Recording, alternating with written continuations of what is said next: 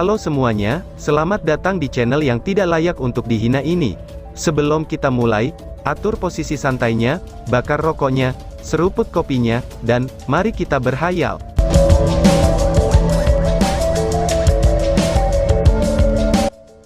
Kita lanjut ke alur ceritanya. Setiap hadiah kesatria peringkat tinggi, itu adalah Long Hao Shen yang berada dalam cahaya baru. Selain rasa ingin tahu mereka, dia mendapatkan rasa hormat mereka. Meskipun mereka tidak tahu bagaimana Long Hao Shen menghancurkan pilar Dewa Iblis itu, bagaimana ini bisa dilakukan secara kebetulan. Pria tua dari sebelumnya segera berdiri, dan mengetuk dadanya dengan tangan kanannya. Aku, kepala pelengkap dari kuil kesatria, Kesatria Suci He Jun, meminta maaf karena mempertanyakan keputusan ini. Kamu menyebarkan kejayaan para kesatria, dan pantas mendapatkan gelar Sein Knighthead, ucap He Jun. Long Hao Shen membalas kesopanan dengan tergesa-gesa, ini untuk kemuliaan para kesatria, balas Hao Shen. Hampir semua kesatria lain yang hadir mengulangi kalimat Long Hao Shen. Demi kemuliaan para kesatria. Dalam hal kontribusi yang dibuat untuk Temple Alliance, pencapaiannya itu, semata-mata menjadi orang pertama yang pernah menghancurkan pilar Dewa Iblis sudah cukup untuk membuat kehormatan, dan kejayaannya yang tidak perlu dipertanyakan lagi di mata mereka. He Jun mengangguk ke Long Hao Shen sebelum berbalik untuk melihat Long Tianying, Tuan Kepala, karena kesatria emas ke-12 membuat kontribusi yang sangat besar, bagaimana kalau menyingkirkan saja sebutan sementara, dan menambahkan judul Kepala Kuil Bantuan, ucap He Jun menyarankan. Apa itu kesatria suci? Itu adalah kesatria dari tingkat ke-9 yang baru saja tidak pernah mendapatkan persetujuan dari tahta ilahi. Dan kesatria suci He Jun ini adalah kepala kuil pelengkap dari aliansi kuil juga. Long Tianying menggelengkan kepalanya dan menjawab. Tidak perlu. Kontribusinya untuk aliansi tidak akan dilupakan, dan kuil kesatria kami akan mengingatnya.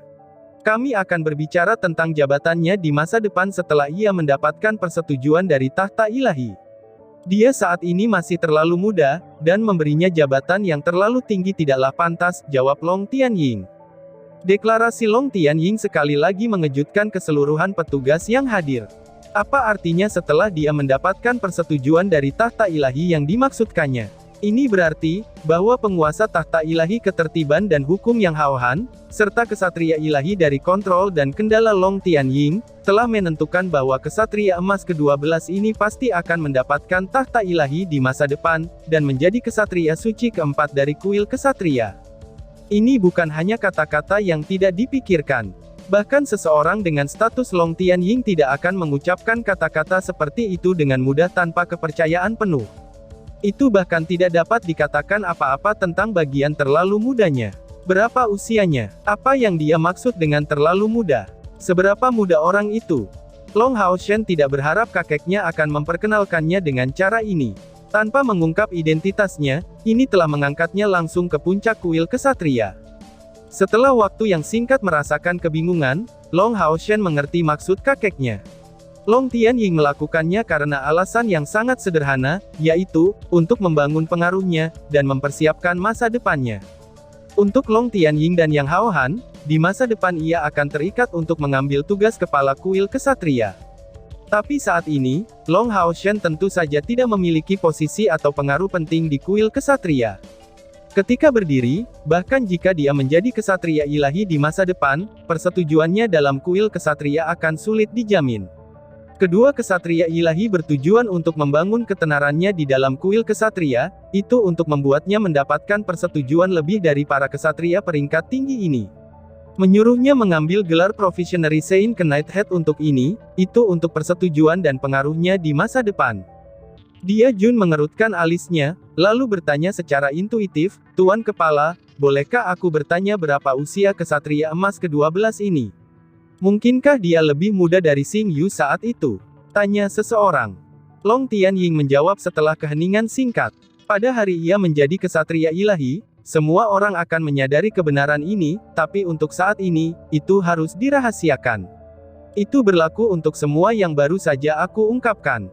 Baiklah, sekarang saatnya memulai pertemuan, jawab Long Tianying. Dari saat ini dan seterusnya, Long Hao Shen secara resmi menjadi kepala kesatria Sein sementara. Ini berarti bahwa dia mendapatkan peran untuk dimainkan di antara para petinggi kuil kesatria. Long Tianying menunjuk kursi kosong untuk Long Haoshen. Kali ini, Long Haoshen tidak bisa menghindarinya, dan hanya bisa duduk.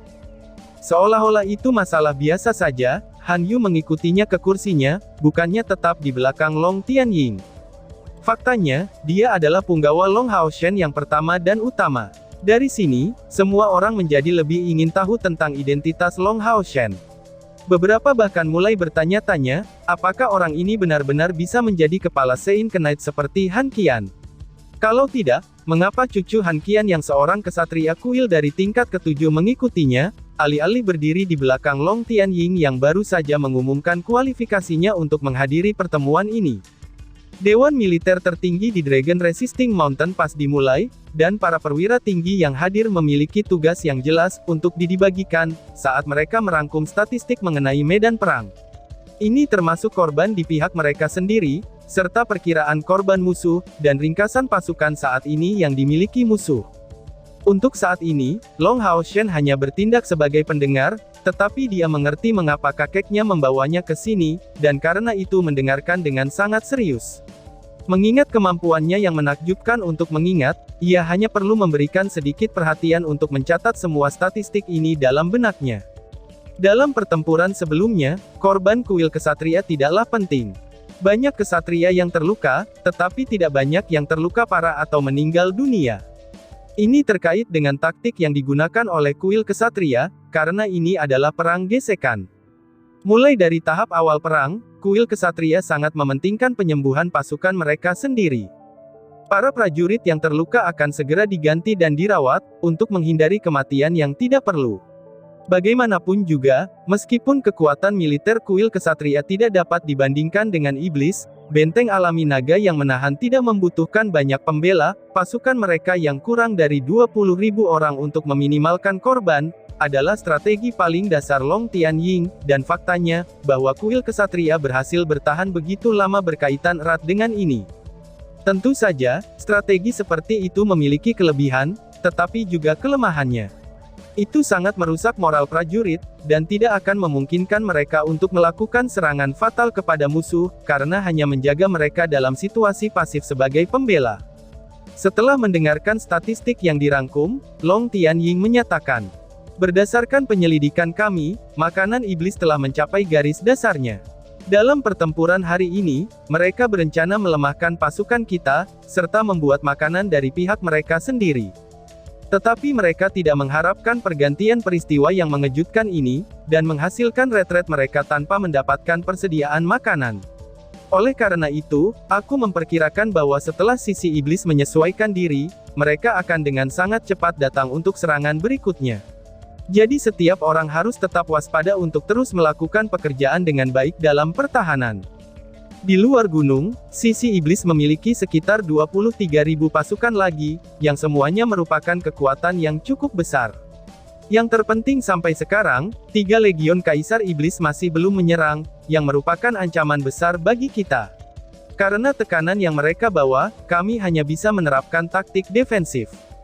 Tetapi sekarang kita mendapat banyak manfaat dari efek kondisi lingkungan, yang terus-menerus melemahkan mereka. Pertempuran kita mungkin akan berubah sampai batas tertentu, dari pertahanan pasif menjadi kombinasi serangan dan pertahanan, ucap Long Tianying.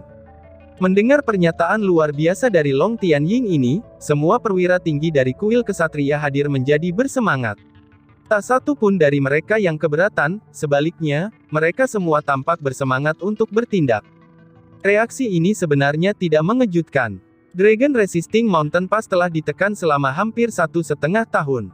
Mereka hanya mempertahankan posisi pasif terlalu lama, dan membiarkan iblis-iblis itu menyerang sesuka hati tanpa memperlihatkan satupun serangan balik dari Long Tianying. Pertempuran terakhir ini untuk kuil ksatria tidak hanya kemenangan, tetapi panggilan ke tekad bagi para kesatria. Mereka awalnya tidak dapat menahan diri, tetapi mendengar tentang perubahan sikap Long Tianying, mereka secara alami merasakan kegembiraan yang besar. Kepala pelayan Hejun bereaksi pertama, Tuan Kepala, aku menyetujui kombinasi penyerangan dan pertahanan, tetapi bukankah kita juga harus mempertimbangkan ini secara panjang lebar, dan menghindari mengambil risiko besar? Sebenarnya, pertahanan Dragon Pass Mountain Resisting adalah yang paling penting bagi kami, ucap He Jun menyarankan. Meskipun rencana pasif yang sebelumnya dirumuskan oleh Long Tianying tidak mendapatkan persetujuan setiap kesatria, tapi siapa yang berani menentangnya? Memang benar, He Jun adalah pendukung terbesarnya. Fakta sebenarnya, bahwa mereka berhasil bertahan selama 1,5 tahun itu telah membuktikan, bahwa strategi Long Tianying benar.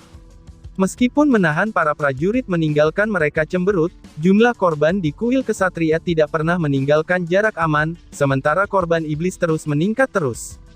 Secara khusus, karena mereka memotong pasokan makanan mereka dengan cara ini memaksa musuh untuk menggunakan mayat mereka sendiri sebagai makanan dan meningkatkan kerusakan lebih jauh.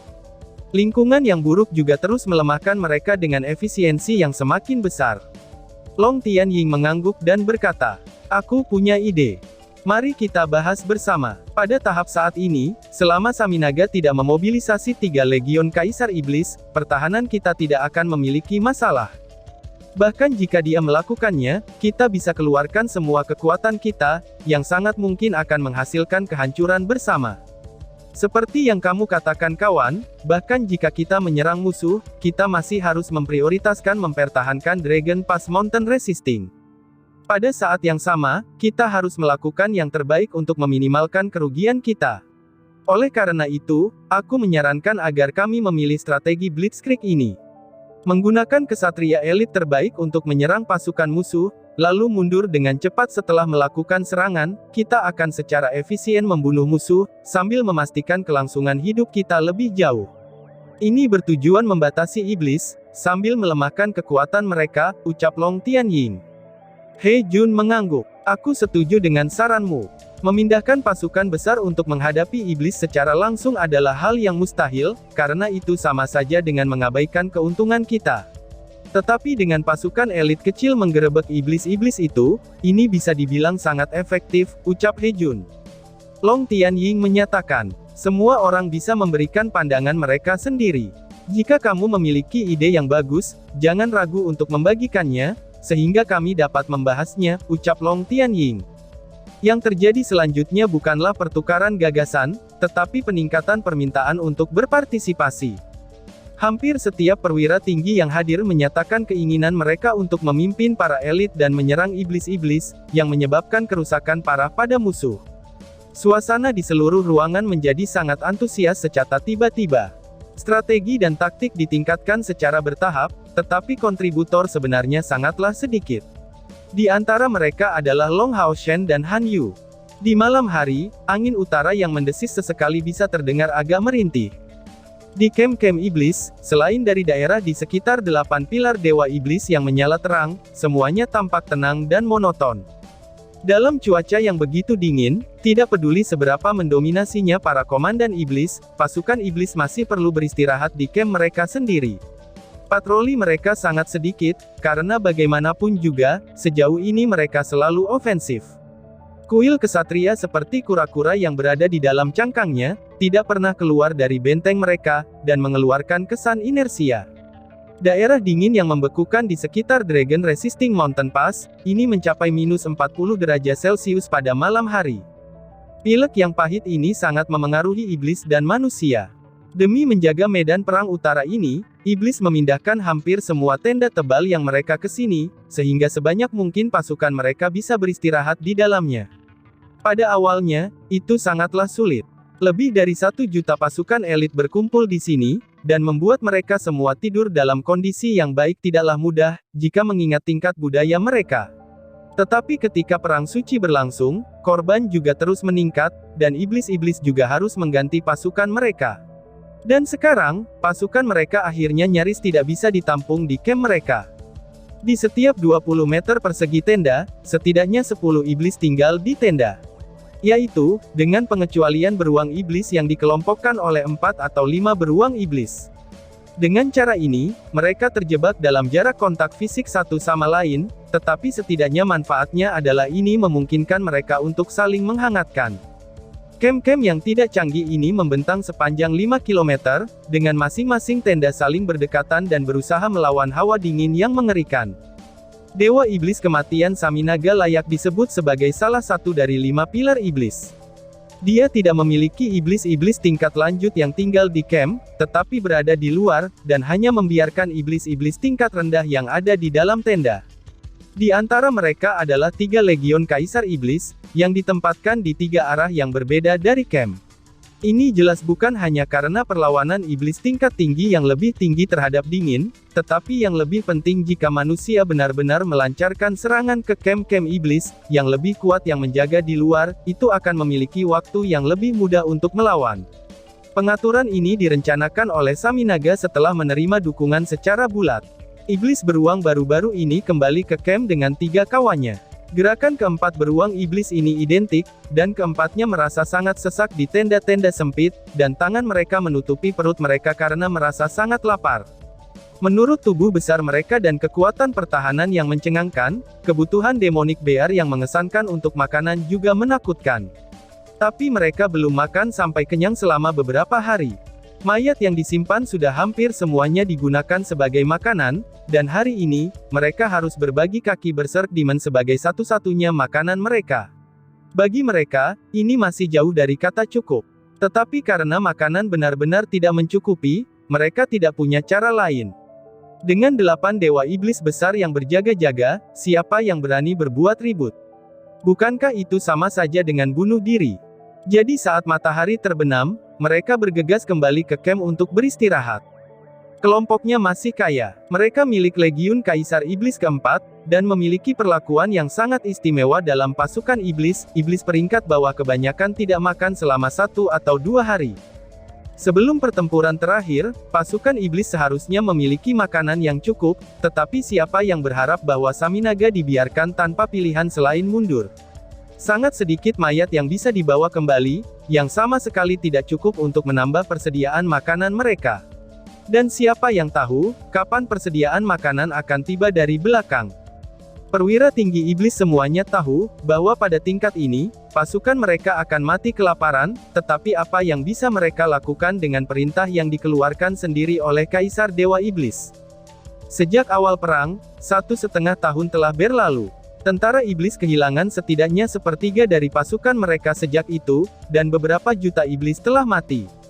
Meskipun kerusakan yang ditimbulkan pada manusia dari 6 kuil agung juga cukup besar, iblis-iblis yang meninggal setidaknya 5 kali lebih tinggi daripada manusia.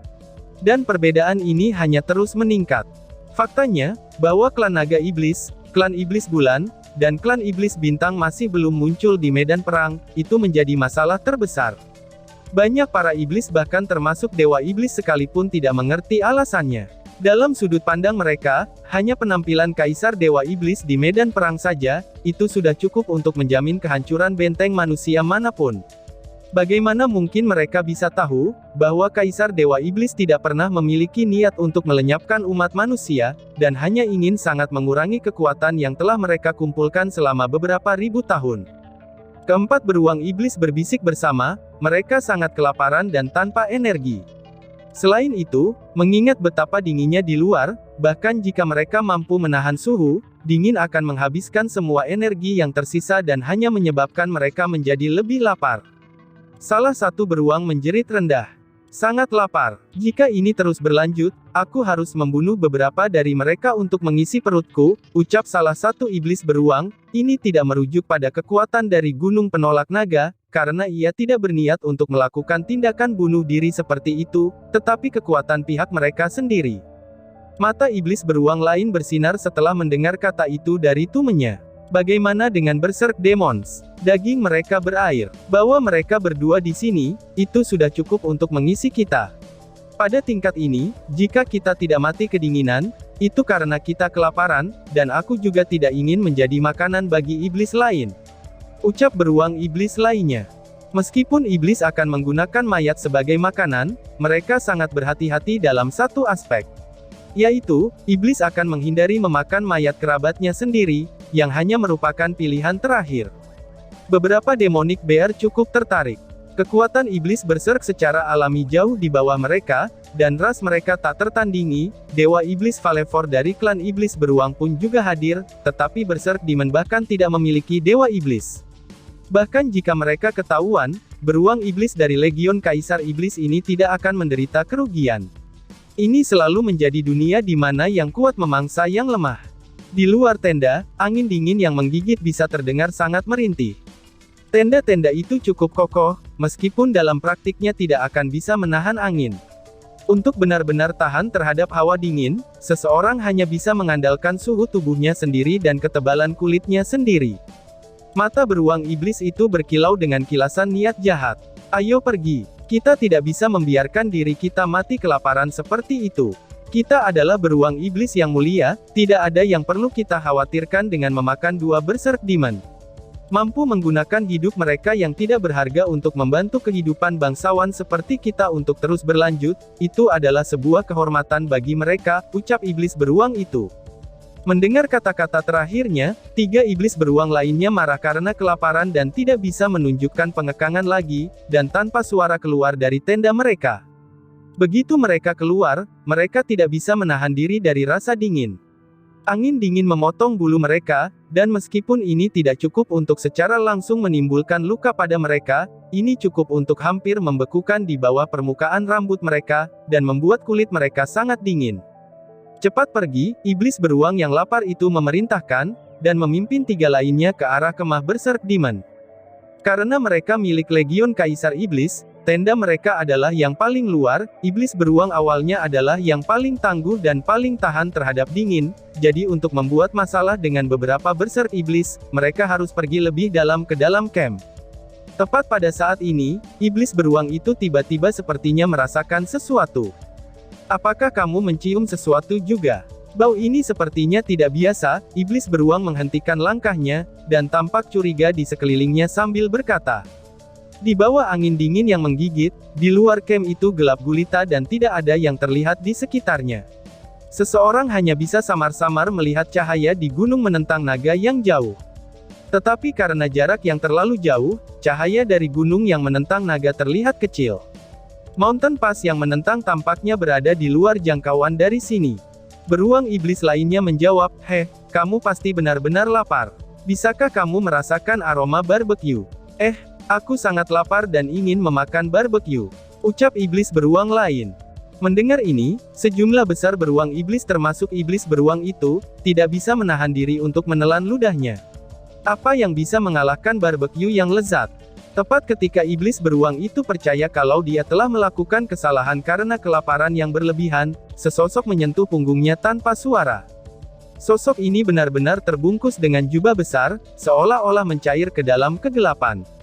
Dan di sekitar tubuhnya muncul beberapa cahaya yang memutar, dan menyebabkan aura tubuhnya menghilang di dalam cahaya. Sebuah cahaya keemasan menyala, dan itu dirasakan juga oleh kelompok 4 beruang iblis pada saat yang sama, ketika panas dingin menyerang mereka. Detik berikutnya, mereka berempat berubah menjadi mayat tanpa pengetahuan, dan mereka pun langsung ambruk ke tanah. Pada masing-masing dari 4 tengkorak mereka, itu muncul lubang kecil yang berdarah, dan menembus otak mereka tanpa meninggalkan kesempatan sedikit pun untuk membuat suara atau meluncurkan serangan. Tetapi bagian terberat dari beruang iblis adalah tengkoraknya. Kekuatan mengerikan apa yang dibutuhkan untuk mencapai ini. Sama sekali tidak perlu khawatir tentang bau darah yang menyebar. Dalam cuaca yang sangat dingin, 4 mayat bahkan tidak memiliki darah yang menyebar, dan langsung berubah menjadi es. Sosok hitam itu dengan ringan melambaikan tangannya, dan sosok berjubah diam-diam muncul, lalu bersiap untuk bertindak di bawah pimpinan pria berpakaian hitam itu. Sosok hitam itu perlahan-lahan melepaskan jubahnya, dan menunjukkan wajah yang sudah tua. Ini adalah kepala kuil pelengkap, Hejun. Saat ini, jubah hitam itu menyembunyikan baju besi berkilauan dengan warna oranye, dan juga tanpa helm di wajahnya. Sebanyak 50 orang datang bersamanya. Semua memiliki fluktuasi di sekitar mereka. Fluktuasi ini mirip dengan penghalang energi mental Long Hao Shen, yang memungkinkan mereka untuk menyembunyikan kehadiran mereka, dan dikeluarkan oleh peralatan khusus. Ini bisa dikategorikan sebagai atribut mental. Di seluruh 6 kuil besar, kuil kesatria adalah yang kedua setelah kuil mage dalam kepemilikan alat spiritual mereka, dan memiliki beberapa di antaranya. Kekuatan-kekuatan ini dari kuil kesatria, semuanya memiliki kalung perlindungan spiritual. Dan tiba-tiba saja bersambung. Sekian dan terima kasih banyak.